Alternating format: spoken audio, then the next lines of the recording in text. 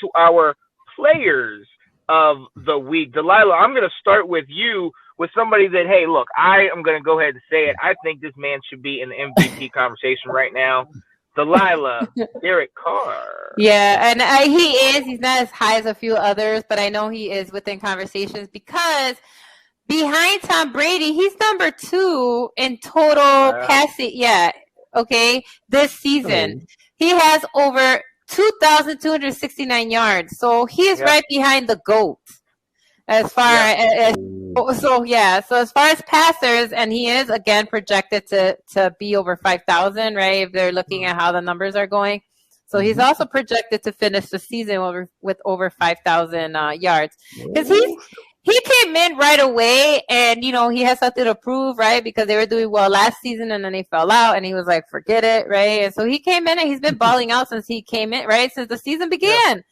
Yeah. So again, he has, 2,269 total yards so far. He's got 12 touchdowns, right? And only 5 interceptions total since then. That's it. 5.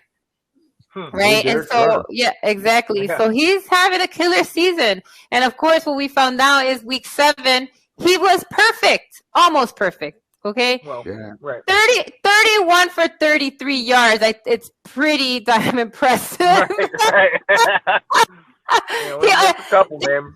That's the only, right. He only had 2 dropped, right. That's it. 31 for 33. And so his completion percentage was 91%. Wow. Okay, his completion percentage was 91%. He had 323 yards that game and 2 touchdowns.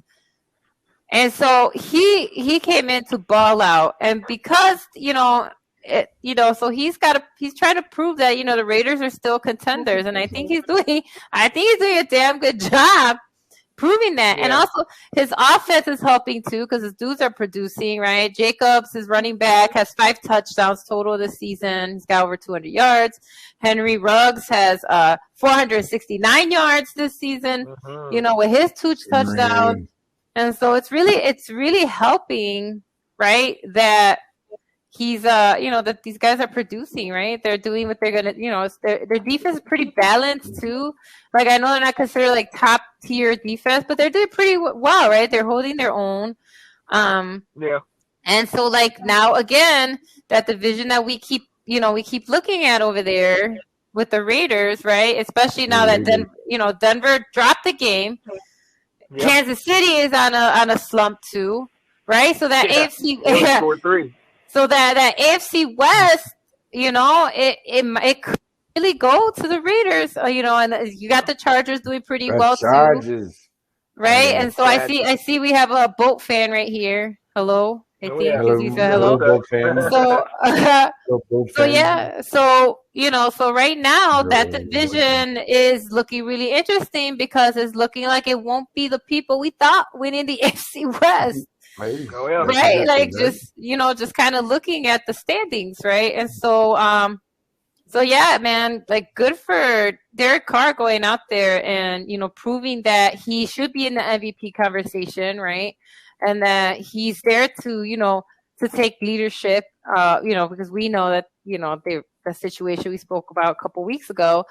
But it helped because they've been winning, right? They won, right? As soon as all that kind of stepped out and they could focus on the players and none of that was hanging over them, they're winning games, right? And so, so kudos for them. They're at the top of the division right now at 5-2, and LA Chargers are behind them at 4-2. Kansas dropped to 3-4, and Denver dropped to 3-4.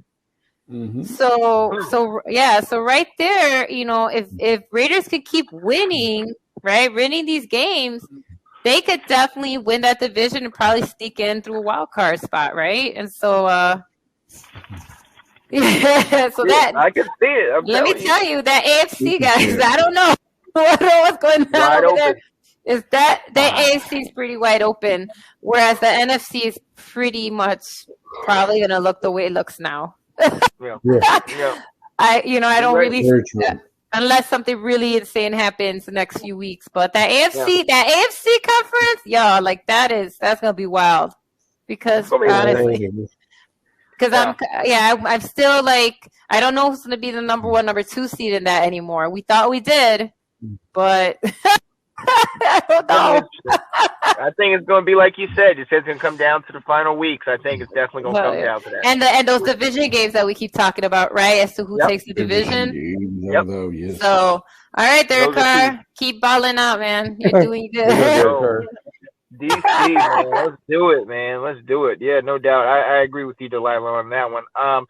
Moving on to Nick. Nick has he doubled up this week, but you can't have one without the other. Nick. That's right. Joe Burrow, Jamar Chase.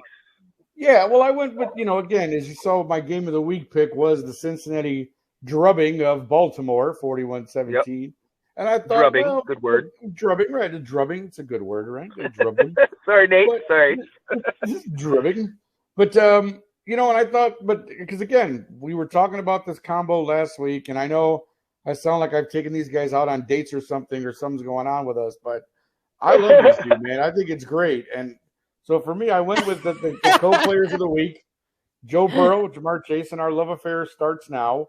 Burrow was 23 of 38 for 416 yards, 2 tutties, as Tom Brady once put it. 2 tutties and an interception. Again, the interception really doesn't mean much. Didn't happen anything. But Jamar Chase, man, he's the story.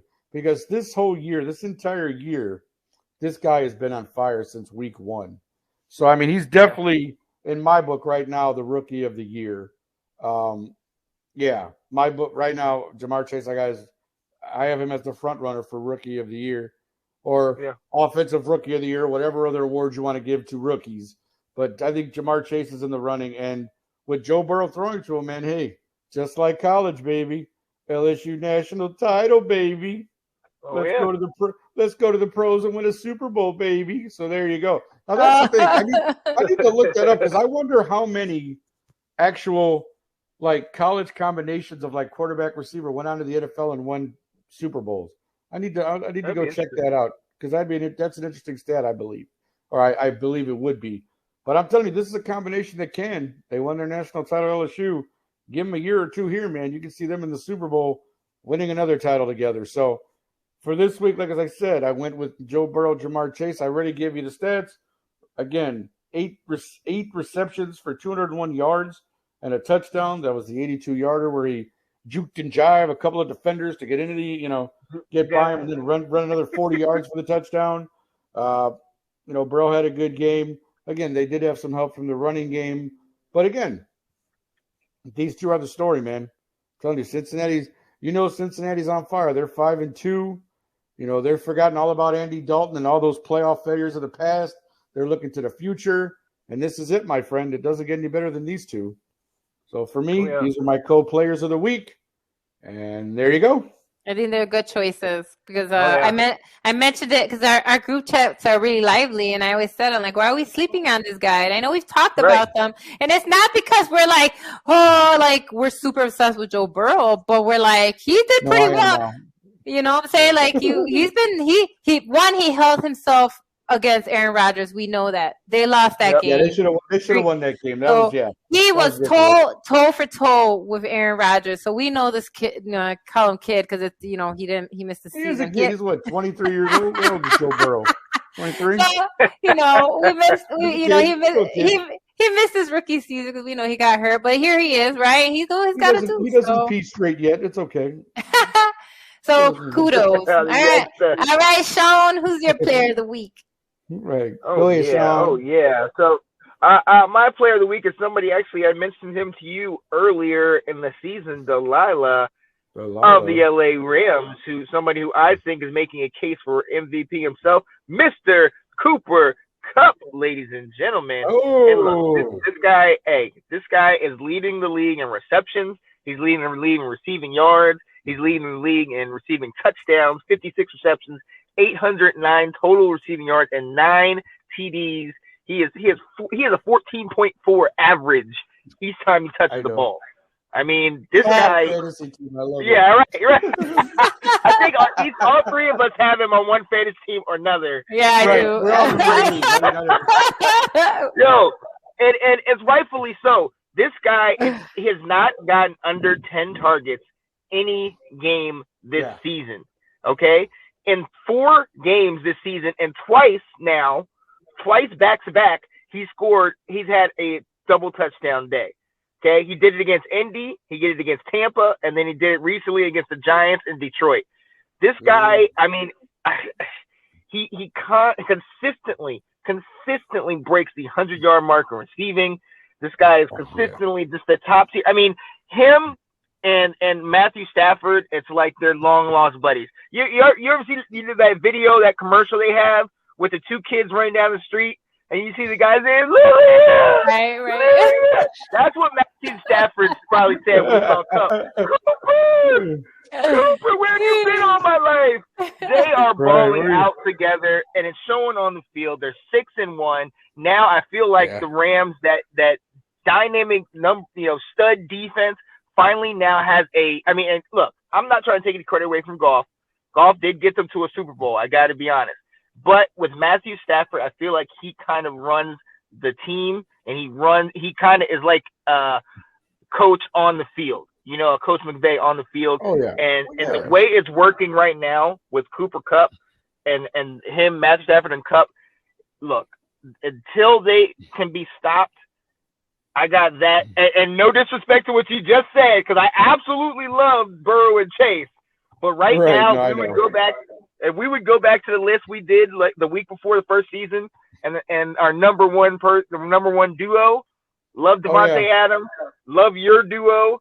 But from what they've done this year, Cooper Kupp, Matthew Stafford, definitely showing up and showing out. So, hey, look, right now, if he continues this trend, I don't see any way we can leave him out of the MVP conversation. No, and at the very least, definitely maybe like put him in that Offensive Player of the Year conversation.